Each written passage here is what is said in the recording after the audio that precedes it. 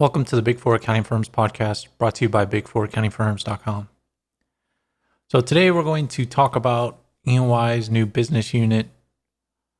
I guess it'll be under consulting, but they're creating something called EY Carbon. And this is in the UK because there's going to be further requirements in the UK to publish your net zero targets in your financial statements. And you have to do this by 2023. And there's going to be a lot of gamesmanship around that. But besides that, EY has established a business unit right away in response to that, because that was basically announced at COP26, which is just some climate change conference where a bunch of big businesses got together and spoke about climate change. And so EY said that they're going to invest $100 million in this. And they plan to hire 1,300 professionals in this space over the next 3 years.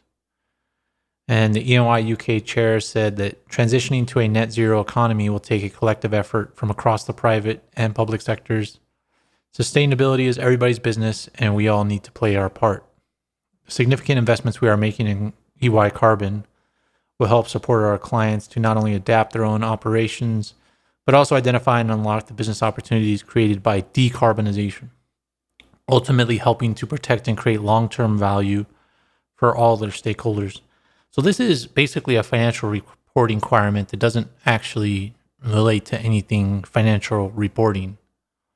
This is just further regulation. And as we see with the big four accounting firms and just companies in general, most regulation is in Europe, or the highest amount of regulation is in Europe. In Europe, you have to disclose diversity, pay, different slices of pay across diversity, gender, etc.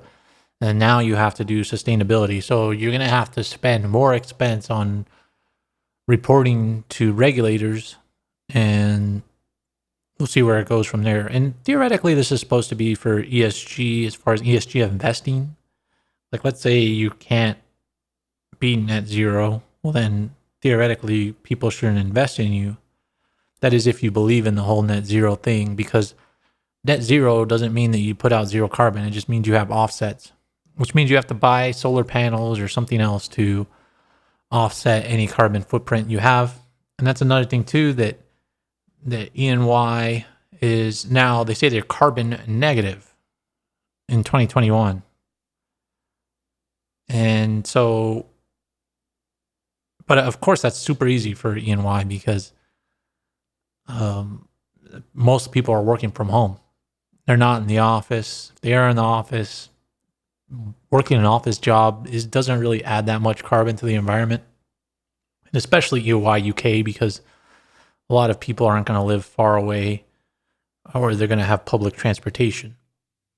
So I think this is something, we speak about this all the time on the Big Four Accounting Firms podcast about this ESG stuff. And this just proves further and further how much more it's going to grow at the big four accounting firms.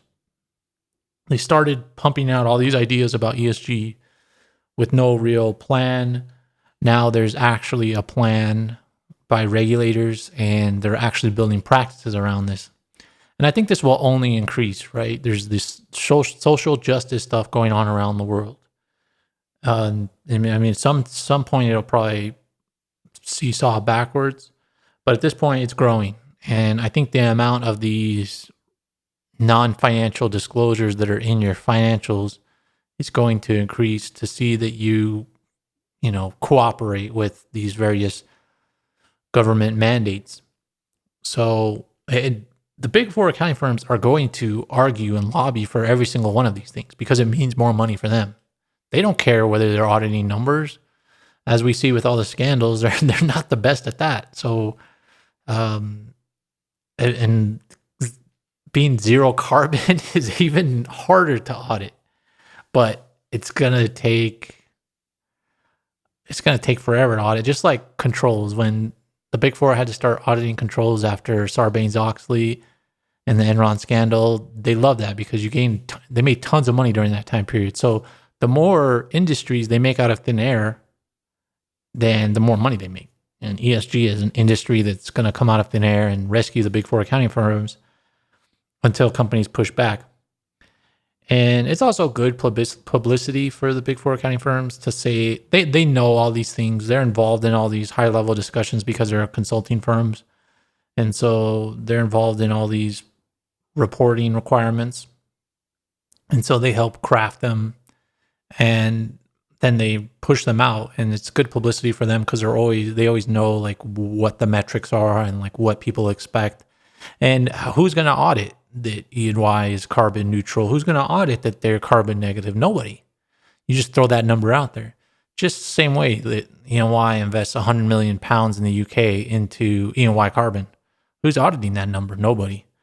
And what does $100 million mean? Are they investing $100 million today? Are they taking $100 million pallet and just depositing it in this new group and just paying out people today? No, we don't know the timeline for the 100 million. The 100 million could be over 10 years. They say they're going to hire people over 3 years, but that's just a goal. The 100 million, we don't know the timeline of that. They just put these numbers out too. It's like their PR people say, hey, we're going to develop E&Y carbon. We need something to put in the headlines. And the big four accounting firms have gotten really good at putting numbers of investment. $1 billion for diversity, 100 million for ESG. So they know they can just put those numbers out there. Nobody's going to check whether they actually did it. Nobody's going to follow up. So I think that's another thing. This is just another way for them to gain revenues, but it's good for people who want a job in this market or who want to transition from another part of E&Y, because this is only going to be growing. It's going to be hard to do a bad job in this group because there's this industry is literally being invented overnight. So if you get something wrong, people are going to understand because it's brand new. So that's another benefit. I think people who want to start something new, who want to get on the cutting edge of something, this is something to get involved in, maybe do a rotation in this area. And this is happening in the UK. I'm sure it'll follow in other areas around the world for the big four accounting firms. But that's the update for today. Make sure to subscribe to this podcast to get future updates and check out the show notes for useful links. Thanks for listening.